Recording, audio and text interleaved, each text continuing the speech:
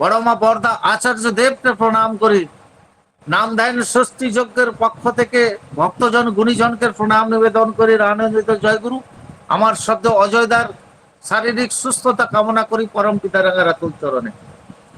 আজকে নাম ধ্যান ষষ্ঠী যজ্ঞের এই মহাকুম্ভতে আজকে ইষ্ট প্রসঙ্গ করবেন শ্রদ্ধাভাজন সদ্য অতনু অধিকারীদা, শ্রদ্ধা শ্রীমতী রত্না অধিকারী মা মুর্শিদাবাদ থেকে আছেন। বিষয় ভক্ত পাবন শ্রদ্ধা সতীশচন্দ্র জোয়ারদার দাদার কিছু জীবন কাহিনী। সময় 40 মিনিট। দাদা জয়গুরু। জয় গুরু, জয় গুরু দাদা। জয় গুরু দাদা। জয় গুরু, জয় গুরু। সবাইকে জয় গুরু। লক্ষ্মী নারায়ণ জুড়িকে প্রণাম রইল এই অধম অকৃতি অধম পরম পিতার সন্তানের। জয় গুরু। জয় গুরু দাদা, জয় গুরু। সকল প্রণাম তাঁরই শ্রীচরণে নিবেদিত হোক। জয় গুরু, ভালো থাকবেন। জয় গুরু।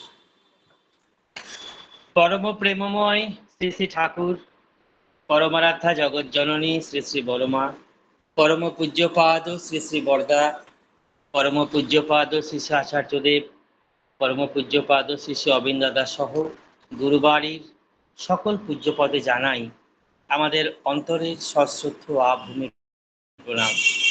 আজকের এই নাম ধ্যান লিঙ্কে উপস্থিত আমার শ্রদ্ধা সঞ্চালিকা মা, শ্রদ্ধেয় সঞ্চালক দাদা সহ শ্রী শ্রী ঠাকুরের পুত পাঞ্জাধারী কর্মীগণ, ইষ্টপ্রাণ দাদা, ভক্তিমতী মায়েদের আনন্দিত জয়গুরু জানাই। যারা উপস্থিত হয়েছেন, যারা কোনো কারণে উপস্থিত হতে পারেননি, যারা অসুস্থ হয়ে আছেন, প্রত্যেকের সার্বিক ইষ্টোচ্ছল মঙ্গলময় সুস্থ স্বাস্থ্য নিরোগ জীবন প্রার্থনা করি প্রভুর রাঙা রাতুল শ্রীচরণে। আজ আমরা এই লিঙ্কে আমরা উপস্থাপন করতে চলেছি শ্রী শ্রী ঠাকুরের আর এক ভক্তপ্রবর সতীশচন্দ্র জোয়ারদারদার কিছু কথা। জয় গুরু। জয় গুরু। পরম প্রেমময় শ্রী শ্রী ঠাকুর অনুকূলচন্দ্রের প্রেমের আঙিনায় যারা এসেছিলেন, তার লীলার আদি ও মধ্য পর্বে তাদের মধ্যে অন্যতম হলেন সতীশচন্দ্র জোয়ারদার দাদা। ভক্তগণ সেই পরম পুরুষের ঘটনাবহুল বৈচিত্র্যময় জীবন কাহিনী নিয়ে সেই তারাও সমৃদ্ধ হয়েছেন। আবার যুগে যুগে সেই ভক্তের পরম্পরাকে পথ দেখানোর জন্য নিজেদের জীবন দিয়ে তা উদাহরণ হিসাবে তুলে রেখেছেন। তার যে নিত্য পার্ষদ লীলা সঙ্গী সেই সতীশচন্দ্র জোয়ারদার দাদা, তিনি সেই পরশমণির সন্ধান পেয়ে তার সুবর্ণ শাশ্বত উজ্জ্বলতায় নিজেকেও রূপান্তরিত করে তুলেছিলেন সেই সোনার মতন করে। সকল অসঙ্গতি দূর হয়েছিল, সকল মালিন্য দূরে চলে গিয়েছিল, ধন্য হয়েছিল, সার্থক হয়েছিল তার নরজীবন এই মরলোকের সীমানায়। অভাবে পরিশ্রান্ত মনিত ধর্ম বা ব্রহ্ম জিজ্ঞাসা করে। তার এই অমোঘ উক্তিতে যেন তাঁর এই সতীশচন্দ্র জোয়ারদার দাদার এক সারা জীবনের জীবন জিজ্ঞাসার নিরসন হয়। শ্রী শ্রী ঠাকুর অনুকূলচন্দ্রের সান্নিধ্য এবং তার কৃপার পরশমণির ছোঁয়ায় সেই আত্ম অনুসন্ধানের যে উদ্বেলতা, তা তিনি প্রত্যয়ের দৃঢ়তায় উত্তীর্ণ হয়েছিলেন এবং এমনই এক স্বর্ণ জীবন পেয়েছিলেন সেই পরশমণির পরশে। সতীশচন্দ্র জোয়ারদার, তার জন্ম হয় নদিয়া জেলার কুষ্টিয়া মহকুমার অন্তর্গত বড়ইচারা গ্রামে। তার পিতা নাম ছিল হরিশচন্দ্র জোয়ারদার। বাল্যকাল থেকেই এই সতীশচন্দ্রের অন্তরে ভীষণভাবে ঈশ্বর বিশ্বাস এবং তার সঙ্গে যে ঈশ্বর প্রাপ্তির একটা ব্যাকুলতা কাজ করত। ছাত্রাবস্থায় তিনি যে ইংরেজি স্কুলে পড়তেন, সেই ইংরেজি স্কুলের প্রধান শিক্ষক কৃষ্ণচন্দ্র দে এই সতীশচন্দ্রের ঈশ্বর ভাবনাকে যেন আরো জাগ্রত করেন। কিভাবে ডাকলে তাকে পাওয়া যাবে, কিভাবে ডাকলে ঈশ্বরকে পাওয়া যাবে, ঈশ্বরের সন্ধান পাওয়া যাবে, এই চিন্তা বিভোর করে রাখত কিশোর সতীশচন্দ্রকে। স্কুলের পাঠ শেষ হলো, তিনি LMP পরীক্ষা দেন এবং এই পরীক্ষায় উত্তীর্ণ হয়ে কুষ্টিয়া শহরে চিকিৎসার কাজ শুরু করেন। তিনি কিন্তু কিছুদিন ওই স্থানীয় মিউনিসিপ্যালিটির ভাইস চেয়ারম্যানও হয়েছিলেন এবং তার এই জনসেবামূলক কাজ চেয়ারম্যান থাকাকালীন এবং তার সঙ্গে তার এই ডাক্তারিতে জনপ্রিয়তা, সবটা মিলেই তার জীবনে বেশ সফলতা আসে, সাফল্য আসে। কিন্তু এত সফলতা সত্ত্বেও তার ওই ঈশ্বর পিপাসু মন আনন্দ খুঁজে পায় না। বিভিন্ন সময় বিভিন্ন মতে সাধন ভজন করে তিনি বিফল মনোরথ হয়ে ফিরে আসলেন। শুধু ভাবতেন যে কবে তিনি সদ্গুরুর আশ্রয় পাবেন। ঠিক এই সময় কুষ্টিয়ার ডাক্তার গোকুল মণ্ডলের কাছে শুনলেন যে সে ডাক্তারবাবু সদ্গুরুর সন্ধান পেয়েছেন। তিনিও একজন চিকিৎসক এবং বিপ্র সন্তান। তার প্রদত্ত সৎনামই সবাইকে সাধনা করতে হয়। আর রয়েছে নিরামিষ আহার আর সদাচারে চলা। আর এই যে সদ্গুরুর সন্ধান পেয়েছেন, তিনি কিন্তু বলছেন যে সংসার জীবনের সবকিছুর ভিতর দিয়েই সাধন ভজন চলতে পারে। এই সদ্গুরুকে অনেকে মহাপুরুষ বলেন, অনেকে অবতার পুরুষ বলেন। এসব শুনে সতীশচন্দ্র আনন্দিত হলেন, কিন্তু মনের সন্দেহ গেল না, কারণ ইতিপূর্বে অনেক ধর্মগুরুই তাকে হতাশ করেছেন। তবুও এই গোকুল মণ্ডলদা কথিত এই সদ্গুরু দর্শনের আকাঙ্ক্ষায় তার মন ব্যাকুল হয়ে ওঠে।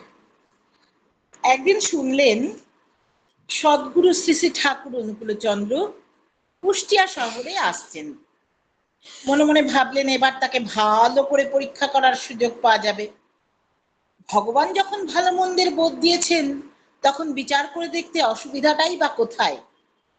তিনি যে সদ্গুরু এ বিষয়ে নিঃসন্দিগ্ধ হওয়া গেলে তার চরণে আশ্রয় নেওয়াই যেতে পারে, নতুবা পূর্ব থেকেই সাবধান হতে পারবেন তিনি।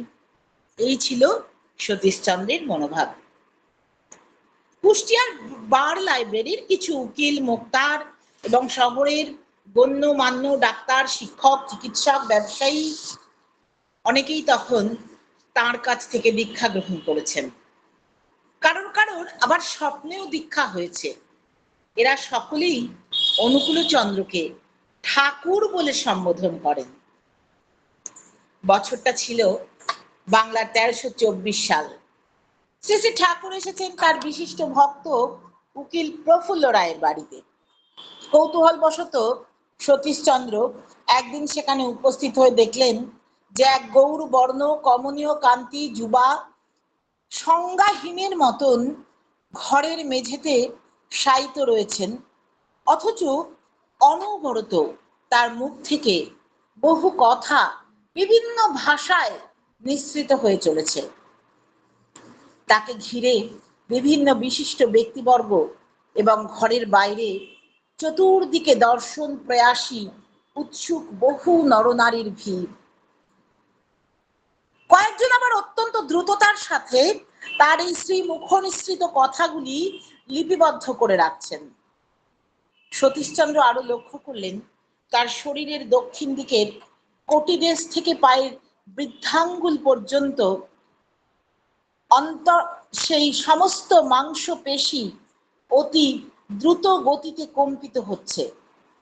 মনে মনে ভাবলেন, ভণ্ডামি নয় তো? অতীতের কিছু তিক্ত অভিজ্ঞতাই তার এই ভাবনার মূল কারণ ছিল। যাই হোক, ওই ঘরে উপস্থিত কেউ কেউ বললেন, কীর্তনের মধ্যে ঠাকুরের সমাধি হয়েছে। এটা তার ভাব সমাধি, মহাভাব অবস্থা। জগতের মঙ্গলের জন্য এইসব মহাবাণী তার শ্রীমুখ থেকে উচ্চারিত হচ্ছে। সতীশচন্দ্র পরীক্ষার জন্য ঠাকুরের ডান পাখানি চেপে ধরে দেখলেন যে সে কম্পনটা অকৃত্রিম এবং সাধারণ মানুষের সাধ্যাতীত। দ্রুত স্পন্দন কারোর পক্ষে ইচ্ছা করে করা সম্ভব নয়। তিনি ঠাকুরের পা দুটি বলপূর্বক মাটিতে চেপে ধরলেন, কিন্তু সেই স্পন্দনের গতি তিনি রোধ করতে পারলেন না। তিনি আরো বিস্ময়ের সঙ্গে লক্ষ্য করলেন যে শ্রী শ্রী ঠাকুরের মুখনিসৃত বাণীসমূহ অতি সুন্দর, প্রেমপূর্ণ, ধর্মকর্মের সার সত্য, তথ্যপূর্ণ এবং জগতের সকল প্রকার মঙ্গলকর উপদেশ। ধীরে ধীরে শ্রী শ্রী ঠাকুরের এই মহাভাব অবস্থা আস্তে আস্তে আস্তে আস্তে কমে গেল এবং তারপর আসলো অর্ধচেতন দশা এবং তারপরে সম্পূর্ণ বাহ্যজ্ঞান ফিরে এলো শ্রী শ্রী ঠাকুরের। সতীশচন্দ্র দেখছেন যে এই মানুষটার চেহারার মধ্যে তো কোনো সাধুর চিহ্ন বা বেশভূষা নেই। দেখলে মনে হয় নেহাত একজন ছেলে মানুষ। চেহারাটি বড় সুন্দর, প্রশস্ত ললাট, শরীর দিয়ে এক অদ্ভুত জ্যোতি নির্গত হচ্ছে, আর তার চোখ দুটিতে যেন এক অদ্ভুত আকর্ষণ। কাউকে আগে এমন দেখেননি সতীশচন্দ্র। আবার এই মানুষটার আচার আচরণ একেবারে সেই বালকের মতন। যতই দেখেন ততই অবাক হয়ে যান। তিনি বুঝে উঠতে পারেন না যে এই মানুষটি কে। হঠাৎ করেই শুনতে পান ঠাকুর বলছেন, দাদা আসুন, আপনাকে আমি তেল মাখিয়ে দিই। এই বলে অনুমতির অপেক্ষা না করেই ঠাকুর সতীশচন্দ্রের গায়ে তেল মাখিয়ে দিলেন। সতীশচন্দ্র ভাবছেন, যিনি এত লোকের ঠাকুর, আরাধ্য দেবতা, তার এই দিন ব্যবহার, এই ভ্রাতৃত্ববোধ, সরলতা, উদারতা, বিনয়, এসবগুলোই সতীশচন্দ্রকে মুগ্ধ করল। এরপরে স্নান এবং আহারের পর সকলে একসঙ্গে বসে আছেন, সতীশচন্দ্র আছেন। সতীশচন্দ্র মনে মনে ভাবছেন যে হ্যাঁ, মানুষটির ভালোবাসা মুগ্ধকর, কিন্তু তাই বলে তাকে অবতার এই বলে বোঝা যাবে কি করে? এই চিন্তা তার মনে আসা মাত্রই ঠাকুর তাকে কাছে এসে খুব মিষ্টি কণ্ঠে বললেন, দাদা আমি মহাপুরুষও নই, অবতারও নই। আপনিও যে পরমপিতার সন্তান, আমিও সেই পরমপিতার সন্তান। এই ঘটনার দু একদিন পরে ঠাকুরের সঙ্গে বারাদি গ্রামে গোপেন্দ্রনাথ সাহার বাড়িতে গিয়েছেন সতীশচন্দ্র। সেখানে হঠাৎ এই সতীশচন্দ্রের পায়ের স্নায়ুতে ভয়ানক ব্যথা শুরু হয়। মনে মনে ঠাকুরের কাছে প্রার্থনা করার সঙ্গে সঙ্গেই ঠাকুর অন্দরমহল থেকে ছুটে এসে বললেন, দাদা কি হয়েছে? আহা, পায়ে বড় ব্যথা হয়েছে। তারপরে ঠাকুর এক অমোঘ কথা বললেন, দেখুন দাদা, মন বড় পাজি। যদি উপরের দিকে অর্থাৎ পরম পিতার দিকে থাকে তবে এসব কিছু হয় না, আর মন যদি নিচের দিকে থাকে তবে ওসব হয়। সতীশচন্দ্র তার কাছে ওষুধ চাইলে ঠাকুর বললেন, আহ ভুলে যান। এই বলে ঠাকুর ওই ব্যথার জায়গাটি স্পর্শ করে চলে গেলেন অন্দরমহলে। আর স্পর্শ করা মাত্রই আর ব্যথার লেশ মাত্র থাকলো না। পাশে ছিলেন শ্রীশচন্দ্র রায়চৌধুরী। তিনি সেই চোখে জল নিয়ে বিভোর হয়ে দেখলেন। তিনি বললেন সতীশচন্দ্রকে যে যখন ঠাকুর তোমার সঙ্গে কথা বলছিলেন তখন আমি তার মুখের দিকে তাকিয়েছিলাম, ঠিক যেন গৌরাঙ্গ মূর্তি। এই বলে শ্রীশচন্দ্র আবার কাঁদতে লাগলেন। আসলে সতীশচন্দ্র গিয়েছিলেন ঠাকুরকে পরীক্ষা করতে, কিন্তু প্রতি পদে পদে ধরা পড়লেন। কত দেখলেন, কত বুঝলেন, কিন্তু তবুও এই মনের সন্দেহ আর দ্বিধা কিছুতেই যেতে চায় না। আর দয়াল ঠাকুর তিনিও তার অনন্ত প্রেমের বাহু প্রসারিত করে যেন অনন্তকাল ধরে অপেক্ষায় আছেন, কবে ভক্ত দ্বিধাহীন ভাবে নিঃশর্ত ভাবে আত্মসমর্পণ করবে তার কাছে। আর একদিনের ঘটনা, বারাদির ভক্ত গোপেন্দ্রনাথ সাহার বাড়িতে শ্রী শ্রী ঠাকুর ৩০-৪০ জন ভক্ত সমেত নিমন্ত্রণ পেয়েছেন। সেখানে যাওয়ার জন্য সকলেই প্রস্তুত। ঠাকুরের কাছে সকলে উপস্থিত হয়েছেন, কিন্তু ঠাকুরের যাওয়ার যেন তেমন কোনো প্রস্তুতি নেই। সতীশচন্দ্র ঠাকুরকে বারাদি যাওয়ার কথা মনে করিয়ে দিলেন। ঠাকুর বললেন, পা চলছে না দাদা। সতীশচন্দ্র বললেন, পা চলছে না কেমন? তিনি বললেন, মন চলছে না। কথা শুনে সতীশচন্দ্র বললেন, তারা এতগুলি লোকের রান্না বান্নার বন্দোবস্ত করেছে, এতক্ষণে বোধহয় রান্না শেষও হয়ে গেছে। এখন না গেলে যে তারা মনে বড় ব্যথা পাবে। তাছাড়া আমরাও তো বাড়িতে খাবো না বলে এসেছি। বারাদি না গেলে আমরাই বা এখন খাবো কোথায়?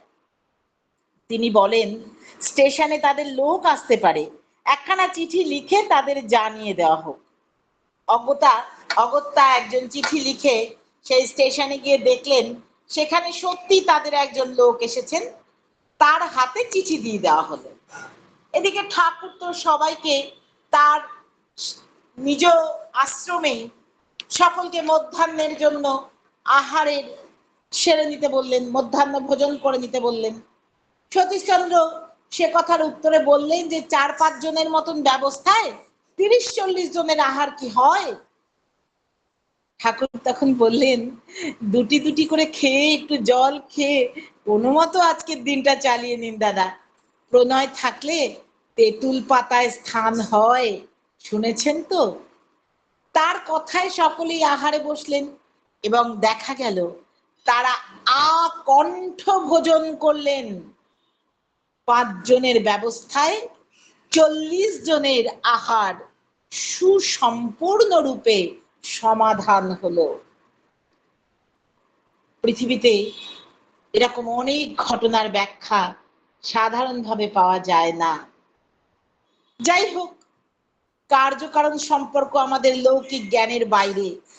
সর্বজ্ঞ সর্বদ্রষ্টা পুরুষ যিনি, একমাত্র তিনি জানেন কেমন করে তিনি এগুলি করেন। যাই হোক, আহার পর্ব শেষ হলো। সবাই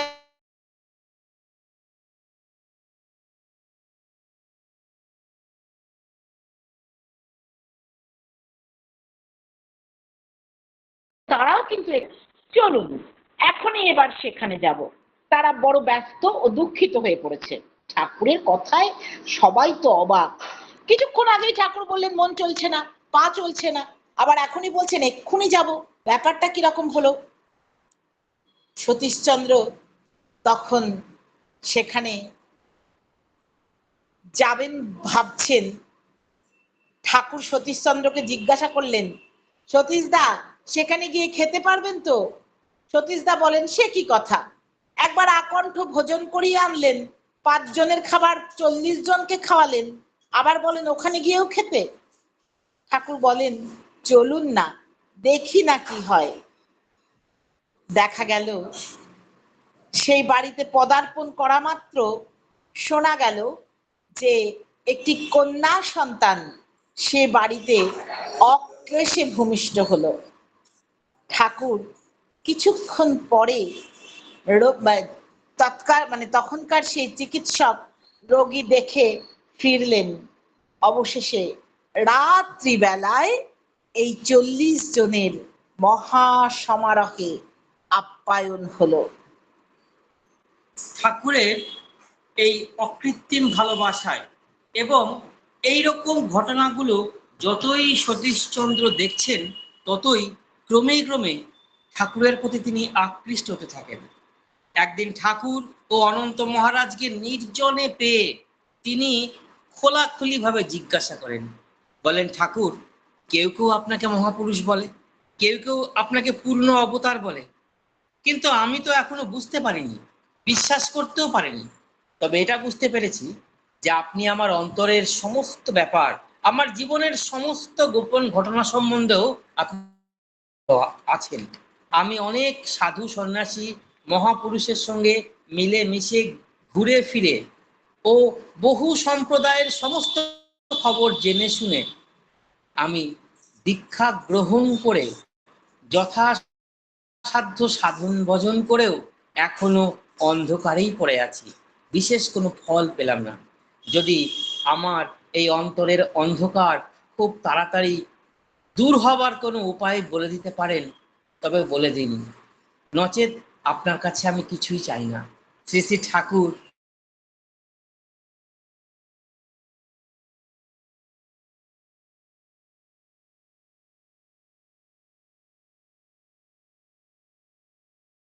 দাদা নই, তবে আপনি যা চাচ্ছেন তা হবে দাদা, সহজে, বিনা খরচায়, অতি সত্বর।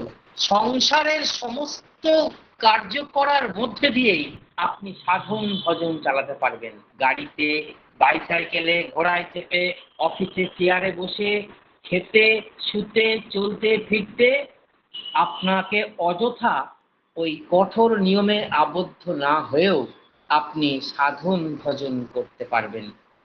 সতীশচন্দ্র তখন ঠাকুরকে বললেন, ঠাকুর, আমার গুরু আছেন, দীক্ষা নিয়েছি, আপনার কাছে পুনরায় কিছু গ্রহণ করলে গুরু ত্যাগ বা মন ত্যাগজনিত পাপ হবে না তো? তখন ঠাকুর বললেন, প্রকৃত গুরু ত্যাগ হতেই পারে না। সে গুরুকে ভক্তি করতে হবে, তাকে যা দেওয়া হয় তা দেবেন। আমি গুরু নই, কেউ আমার শিষ্য নয়, যা প্রকৃত সত্য বলে জানি বন্ধু ভাবে তাই বলে দিই। ঠাকুর বললেন যে তার কোনো পাপ হবে না, যদি কোনো পাপ হয় তা আমি মাথায় করে নিচ্ছি, আপনার সমস্ত পাপ তাপ আমি গ্রহণ করলাম। এতদিনে সতীশচন্দ্রের সমস্ত দ্বিধাদ্বন্দ্বের অবসান হলো। দীক্ষা নিলেন সতীশচন্দ্র। বহুদিনের এক জিজ্ঞাসু মন অনেক পরীক্ষা নিরীক্ষার পর যেন সব প্রশ্নের সমাধানে তীরে এসে পৌঁছালো এক দিকভ্রান্ত তরী। দীক্ষা গ্রহণের পরেই তিনি বুঝতে পারেন নামের ক্রিয়ায় সচলতা তার দেহে মনে এনে দিয়েছে এক নতুন জীবন। এই পৃথিবীটা তার কাছে নতুন মনে হলো। জীবনকে তিনি ঠাকুরের আলোকে, ঠাকুরের অনুশাসনবাদে মূল্যায়ন করতে শিখলেন। সতীশচন্দ্রের ইচ্ছা ছিল যে তার স্ত্রীও দীক্ষা নেবেন, কিন্তু তার সহধর্মিণী স্বপ্নে এক দিব্য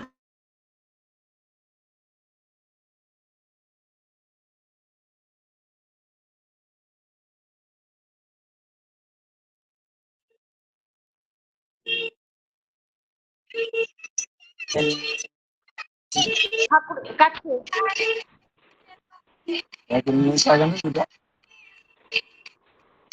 রামেশ্বর দাদা, আপনি একটু অডিওটা অফ করবেন দাদা। রামেশ্বর দাদা, যিনি মিটিং হোস্টে আছেন একটু বন্ধ করে দেবেন।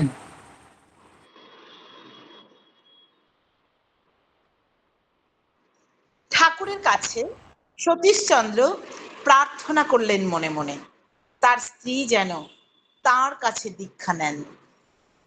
এদিকে ঠাকুরের কাছে প্রার্থনার পর মধ্যরাত্রে তার সেই স্ত্রী কাঁদছেন শুনতে পেলেন। সতীশচন্দ্র তিনি স্ত্রীর কাছে শুনলেন যে আগেই তিনি যার কাছে দীক্ষা নিয়েছিলেন তিনি স্বপ্নে পুনরায় দীক্ষা দিতে চাইলেন। রাজি না হওয়ায় তিনি জোর করে তার হাত ধরে বসিয়ে দিয়ে গেলেন।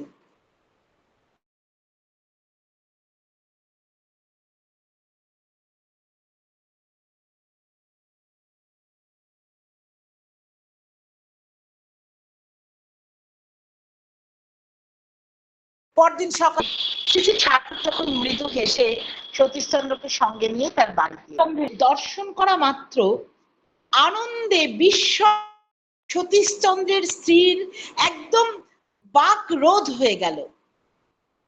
বিহ্বল অবস্থা কাটিয়ে ওঠার পর তিনি দেখলেন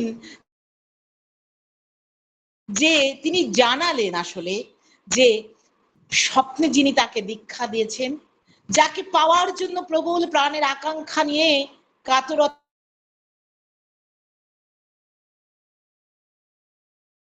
গত রাত্রে পুনরায় যিনি স্বপ্নে তাকে জোর করে বসে দীক্ষা নেওয়ার কথা বলছিলেন, এই তিনিই হলেন আজকের এই ঠাকুর যিনি আজ তার বাড়িতে এসেছেন। অতঃপর ঠাকুর স্বয়ং তাকে তখন দীক্ষা দানে কৃতার্থ করলেন। এর বেশ কিছুদিন পরের কথা। সতীশচন্দ্রের স্ত্রী গুরুতর অসুস্থ, প্রাণের কোনো আশাই নেই। মুমূর্ষ অবস্থায় ঠাকুরের দর্শন পাওয়ার জন্য ব্যাকুল হয়ে ওঠেন তিনি। ঠাকুর তখন সপার্ষদ গিয়েছেন খলিলপুর বলে একটি জায়গায়। আর এদিকে সতীশচন্দ্রের স্ত্রীর অবস্থা এতই সংকটজনক যে টেলিগ্রাম বা অন্য কোনো মাধ্যমে খবর পাঠানোর মতো সময় নেই। অগত্যা ঠাকুরের শ্রীচরণে প্রার্থনা করেন তিনি যে তাঁর মৃত্যু পথযাত্রিণী তাঁর স্ত্রীর অন্তিম ইচ্ছা যেন ঠাকুর পূরণ করেন। প্রার্থনার আকুলতায় শ্রী শ্রী ঠাকুর নিমেষেই সেখানে এসে উপস্থিত হন। অবাক হয়ে যান সতীশচন্দ্র। উপস্থিত হয়ে ঠাকুর সেই উচ্চ স্বরে বলেন, মা দেখ তোর সব সেরে গেছে। এটা বলা মাত্রই রোগিণী অর্থাৎ সতীশচন্দ্রের স্ত্রী উঠে বসে যে চলৎ শক্তি হারিয়ে ফেলেছিল সেই রোগিণী উঠে বসে ঠাকুরকে প্রণাম করেন এবং তারপর থেকে স্বাভাবিকভাবে চলাফেরা শুরু করেন এবং সম্পূর্ণ সুস্থ হয়ে ওঠেন। একবার নদিয়া জেলার এক আলমডাঙ্গা বাজারে ধর্মসভায় এসেছেন সতীশচন্দ্র। তিনি সেখানে কয়েকদিন থাকবেন। ধর্মসভার আয়োজন সম্পূর্ণ। হঠাৎ করে ঠাকুরের একান্ত পার্ষদ অনন্ত মহারাজ সেখানে গিয়ে উপস্থিত হন। তিনি সতীশচন্দ্রকে জানান যে ঠাকুর তাকে অতি দ্রুত হিমায় পরদিনই ঠাকুরের কাছে এসে উপস্থিত হন। ঠাকুর সতীশচন্দ্রকে দেখে তার সেই প্রেমময় ভঙ্গিতে বলেন, আমি দেখলাম যেন আপনার খুব বসন্ত হয়েছে, আপনি 2-4 দিন আমার কাছে থেকে যান। সতীশচন্দ্র ঠাকুরের আদেশ শিরোধার্য করে থেকে যাওয়ার সিদ্ধান্ত নেন। দেখা গেল পরদিনই তার সর্বদেহে যন্ত্রণা, জ্বর হয়। সমস্ত দিন সেই অজ্ঞান অবস্থায় কাটে। তারপর দিন শরীরে বসন্তের গুটি দেখা দেয়। শ্রী শ্রী ঠাকুরের নির্দেশ মতো চিকিৎসায় খুব অল্প দিনের মধ্যেই সতীশচন্দ্র সুস্থ হয়ে ওঠেন। তিনি বুঝলেন, তিনি উপলব্ধি করলেন ঠাকুর কেন তাকে জরুরি সংবাদ পাঠিয়ে নিজের কাছে এনে রেখেছিলেন। বাইরে থাকলে তার যে কি দুরবস্থা হতো তা অনুমান করে ঠাকুরের অশেষ দয়ার কথা ভেবে তিনি পরম আনন্দে পুলকিত হন। একবার সতীশচন্দ্র এবং অন্যান্য কয়েকজন ভক্ত শ্রী শ্রী ঠাকুরকে নিয়ে সেই রাতুলপাড়া গ্রামে যাচ্ছেন। এমন সময় ইষ্টভ্রাতা যোগেন্দ্রনাথ সরকার একটা কাপড়ে কিছু আম বেঁধে এনে তাদেরকে অনুরোধ করেন ওই গ্রামে তার এক আত্মীয়ের বাড়িতে ওই আম পৌঁছে দিতে। শ্রী শ্রী ঠাকুর অগ্রসর হয়ে যোগেন্দ্রনাথের হাত থেকে ওই আমের বোঝা গ্রহণ করে নিজেই বহন করে নিয়ে চলতে লাগলেন। কিছুটা যাওয়ার পর সতীশচন্দ্রের কাছে ঠাকুরের বোঝা বয়ে চলাটা মনোকষ্টের কারণ হয়ে দাঁড়ালো। তিনি বললেন, ঠাকুর আম কটি আমার কাছে দিন, আমি একটু বয়ে নিয়ে যাই, পরে না হয় আপনি আবার নেবেন। ঠাকুর সে কথা শুনে আমের বোঝা সতীশচন্দ্রকে দিলেন। মাঠের রাস্তা পিছল, কর্দমাক্ত, তার মধ্য দিয়ে এক হাতে জুতো, এক হাতে কাপড়ের কোচা এবং মাথায় আমের থলি নিয়ে অতি সাবধানে চলতে লাগলেন সতীশচন্দ্র। এভাবে কিছুক্ষণ চলার পর শ্রী শ্রী ঠাকুর সতীশচন্দ্রকে বললেন, এই আমকটি যেভাবে বহন করছেন আর জুতো আর কাপড়ও যেভাবে রক্ষা করে পথ চলছেন, ঠিক এইভাবে সংসারে থেকে সব কাজগুলি ঠিক মতো রেখে ধর্ম কার্য 16 আনা রকমের করতে হয়, এ কথা মনে রাখবেন। গুরুর প্রতি আকুতি, ভালোবাসা এবং নিঃস্বার্থ আত্মসমর্পণ থাকলে সৎ দীক্ষা এবং সৎ নামের প্রভাবে অসম্ভব সম্ভব হয়ে ওঠে। 1326 বঙ্গাব্দে সতীশচন্দ্রের ছোট ছেলে বিজয় কৃষ্ণ প্রবল জ্বরে আক্রান্ত হয়। তখন তার বয়স মাত্র 6 বছর। সন্ধ্যার পর থেকে বালকের অবস্থার ক্রমশই অবনতি হতে থাকে। বুকের দুপাশে অসহ্য ব্যথা এবং নানা রকম আনুষঙ্গিক আরো উপসর্গ। শ্রী শ্রী ঠাকুর তখন কুষ্টিয়ায় এক ভক্তের বাড়িতে। দিশাহারা সতীশচন্দ্র উপায়ান্তর না দেখে ঠাকুরের কাছে ছুটে গেলেন। সতীশচন্দ্রকে দেখে ঠাকুর জানতে চান তার মুখ অমন ভারাক্রান্ত কেন। সতীশচন্দ্র অসুখের বৃত্তান্ত নিবেদন করলে ঠাকুর বললেন, ও কথা বললে চলবে কেন? ও ছেলে তো বাঁচবার কথা নয়। এর আগেও সতীশচন্দ্রের সন্তানের, বেশ কয়েকটি সন্তানের অকাল মৃত্যু ঘটেছে। তাই ব্যাখ্যাতুর পিতা কম্পিত কণ্ঠে বললেন, ঠাকুর, আমার যে আর সহ্য করার ক্ষমতা নেই। হয় তুমি দয়া করে এমন ক্ষমতা দাও যে ছেলের মৃত্যু হলেও আমি যেন বিচলিত না হই, অথবা তুমি এমন করো যাতে ছেলের মৃত্যু পূর্বেই আমার মৃত্যু হয়। স্নেহললিত কণ্ঠে শ্রী শ্রী ঠাকুর বললেন, তা কি হয় দাদা? যে সময় আপনার মৃত্যুর দিন নির্দিষ্ট ছিল সেদিন যে কেটে গেছে, আবার যে সময় নির্দিষ্ট হয়ে আছে তার আগে তো মৃত্যু হতে পারে না।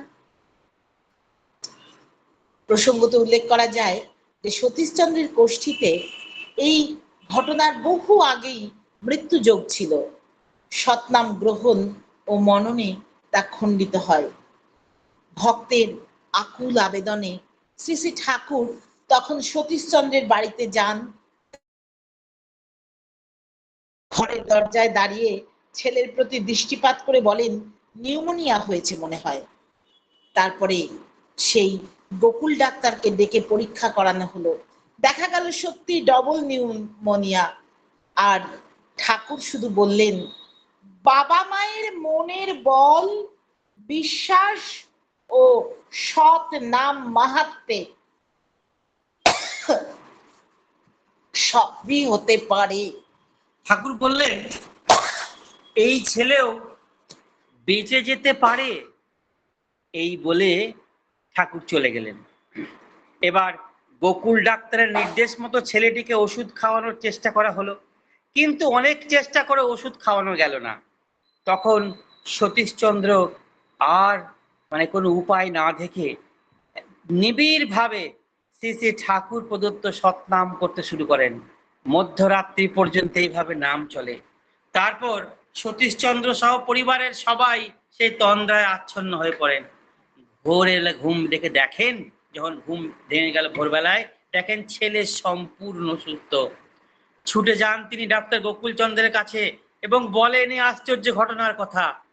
সব শুনে চিকিৎসক বলেন, এ তো বিজ্ঞানের অতীত, এ তো বিজ্ঞানের ধরাছোঁয়ার বাইরে। দিনের বেলায় নিউমোনিয়ার অমন প্রবল আক্রমণ, আর রাতেই সে সম্পূর্ণ আরোগ্য লাভ করেছে। এ ব্যাপার বিজ্ঞানের অগম্য। সৎনামের মাহাত্ম্য ও গুরু কৃপাই এ আরোগ্য লাভ সম্ভব। শ্রী শ্রী ঠাকুরকে সতীশচন্দ্র সমস্ত কথা বলে বিবৃত করলে তিনি অর্থাৎ শ্রী শ্রী ঠাকুর সতীশচন্দ্রের দিকে মধুর দৃষ্টিতে তাকিয়ে স্মিত হাসে বলে উঠলেন, জয় গুরু। 1327 বঙ্গাব্দ। সতীশচন্দ্র নির্জন গৃহে একা ধ্যান করছিলেন। ধ্যানে সম্পূর্ণ নিমগ্ন অবস্থায় তিনি দৈব বাণী শুনতে পেলেন, তুমি এই স্থানে বসে ধ্যান করলে 6 মাসেও কিছু হবে না। ওই বাগানে ওই স্থানে বসে ধ্যান করলে শীঘ্রই ফল পাবে। বাগান এবং স্থানের ইঙ্গিত সতীশচন্দ্র সহজেই বুঝতে পারলেন। তখন সেই দৈব বাণী নির্দেশিত স্থানে বসে ধ্যান করলেন এবং সূক্ষ্ম অনুভূতির স্পর্শ তিনি অনুভব করতে লাগলেন। ধ্যানের মধ্যে তিনি আবার শুনতে পেলেন, তোমার আর ধ্যান করতে হবে না।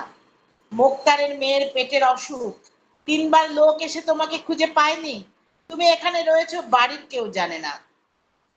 শিগগিরই তাড়াতাড়ি চলে যাও। সাধক প্রবর তখনই বাড়ি গিয়ে শুনলেন সেই মোক্তারের বাড়ি থেকে 3 বার লোক এসেছিল। তিনি আর কাল বিলম্ব করলেন না, চলে গেলেন মোক্তারের বাড়িতে তার মেয়ের চিকিৎসা করতে। তাতে প্রকৃত আনতি থাকলে ভক্তজন অতি সহজেই তার নির্দেশ অনুভব করতে পারেন।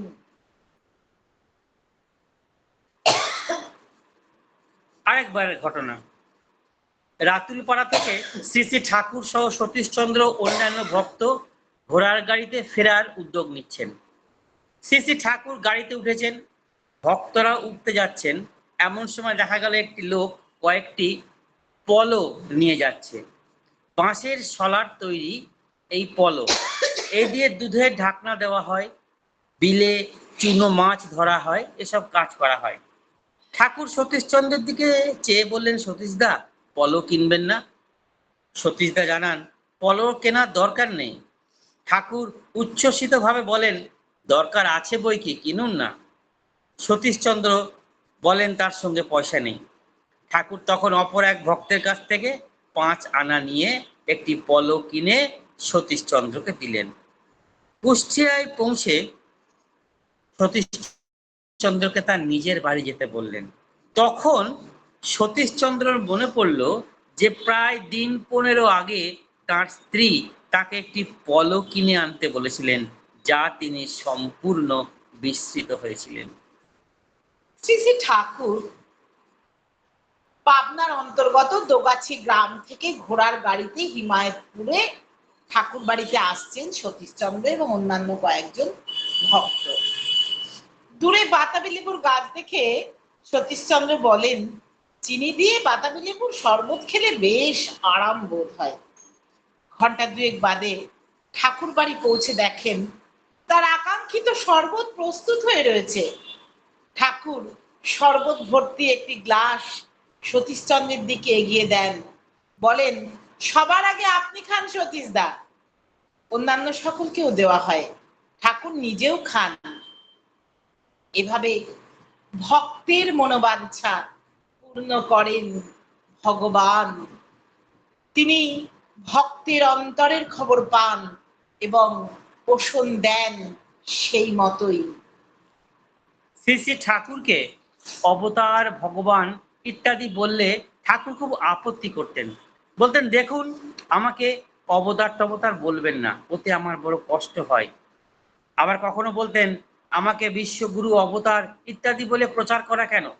আমি কি কোনোদিন বলেছি আমি বিশ্বগুরু, অবতার ইত্যাদি? আপনারা যে আমাকে ঠাকুর বলেন তাতেও আমি আপত্তি করেছি, তাও আপনারা গ্রাহ্য করেননি। শেষমেশ ভেবে নিলাম, লোকে রাঁধুনি বামুনকেও তো ঠাকুর বলে, আমি বরং সেই রকম একজন।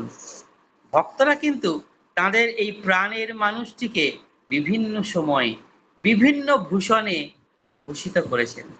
তারা যেমনটি দেখতেন, যেমনটি বুঝতেন, তেমনটি বলেই আনন্দ পেতেন। দীক্ষা গ্রহণের পূর্বে সতীশচন্দ্র শ্রী শ্রী ঠাকুরকে কথা প্রসঙ্গে বলেছিলেন, বহুকাল ধরে নানান সাধনা করে ফল পাননি, কিন্তু এই প্রণালীটি এতই চমৎকার যে 41 দিন সাধনা করলে আশ্চর্য ফল পাবেন। দীক্ষার পর 15 দিনের মধ্যেই নানা প্রকার উপলব্ধি হতে থাকে সতীশচন্দ্রের। মনের মধ্যে আসে তীব্র আনন্দের অনুভূতি, বিভিন্ন প্রকার নাদ, ধ্বনি, শ্রবণ ইত্যাদি সাধন অনুভূতি সমূহ তা অতি সহজেই তার আয়ত্তে আসে। জীবনের অন্য সব কাজের মধ্যে নিরবচ্ছিন্ন ভাবে চলতে থাকে গভীর এবং গতিময় নাম, ধ্যান, যজন, যাজন। সতীশচন্দ্র নিজের মধ্যেই খুঁজে পান এক অন্য সত্তাকে ইষ্ট চিন্তায়, যা সর্বদাই তন্ময় থাকে। সতীশচন্দ্র যখন আশ্রমে আসেন তখন ছিল কীর্তনের যুগ বা মহাভাব অবস্থার যুগ। শুধু ছিল মানুষের ভালোবাসা আর নিষ্ঠা। এই সতীশচন্দ্র জোয়ারদার তিনি শ্রী শ্রী ঠাকুর অনুকূলচন্দ্র নামের একটি বই লেখেন। তার অবদান এই পুস্তক অবলম্বনে আজ ভক্ত সমাজে সবাই শ্রী শ্রী ঠাকুরকে বোধে আনেন, বুঝতে পারেন। সতীশচন্দ্র বহুদিন আগে চলে গিয়েছেন অমৃত লোকে, কিন্তু তার লেখা গ্রন্থের মধ্যে দিয়ে তিনি ভক্তের হৃদয়ে যুগ যুগ ধরে অমর হয়ে থাকবেন। জয় গুরু দাদা। জয় গুরু, সবাইকে জয় গুরু। সবাইকে জয় গুরু। আজ আমাদের ইষ্ট প্রসঙ্গ আমরা এখানে রাখলাম। জয় গুরু। সদ্য দাদা, সদ্য মা, থামাতে ইচ্ছা করছিলাম না। আমি সদ্য স্বর্গবাসী সতীশচন্দ্র জোয়ারদারের কথা শুনেছিলাম, এত ডিপলি জানতাম না। কিন্তু তিনি ঠাকুরকে বহুবার পরীক্ষা করেছিলেন, আলোচনা প্রসঙ্গেও লেখা আছে। কিন্তু এত ডিপলি জানতাম না ওনার স্ত্রীর কথা, ওনার সন্তানের কথা, সেই বসন্ত হওয়ার কথা। আজকে সদ্য অতনুদা, শ্রদ্ধা শ্রীমতী রত্নামা, যে সদ্য সতীশচন্দ্র, ডক্টর সতীশচন্দ্র জোয়ারদার, যে পুরো ঘটনাটাকে আমাদের সামনে তুলে ধরলেন, খুব আপ্লুত হলাম, আনন্দিত হলাম। শত পরিবারের ছিলাম, যিনারা জানতেন, আরো ডিপলি জানার চেষ্টা করলাম। নাম ধ্যান স্বস্তি যজ্ঞের পক্ষ থেকে আপনাদের দুজনের ইষ্টচ্ছল মঙ্গলের জন্য প্রার্থনা করি পরম পিতারাঙ্গা রাতুল চরণে। আমার প্রণাম গ্রহণ করে লক্ষ্মীনারায়ণ জুড়ি কেন বলা হয়? ঠাকুর বলতেন, যাদের স্বামী স্ত্রী দুজন মিলে ইষ্টর কথা বা ইষ্ট পথে চলে, তাকে নাকি ঠাকুর বলতেন লক্ষ্মী নারায়ণ। আপনারা আবার আসবেন, থামাতে ইচ্ছা করছিল না। সময়টা প্রায় সময় সবার সঙ্গে বাঁধা, সময় মতন চলতে হবে। আপনাদের আবার যেন পাই এই আশাটুকু রাখলাম। জয় গুরু দাদা, জয় গুরু মা।